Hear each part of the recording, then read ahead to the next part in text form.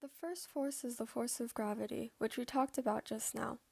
Gravity pulls the paper airplane downward. The next force, the force that opposes gravity, is the force of lift.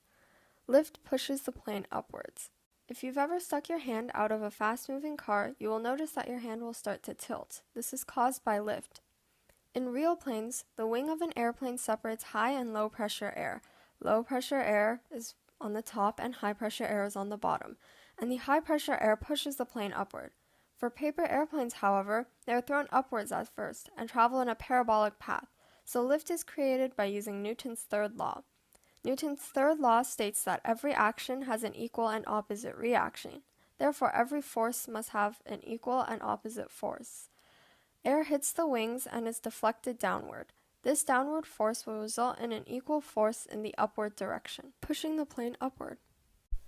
The third force acting on a paper airplane is drag.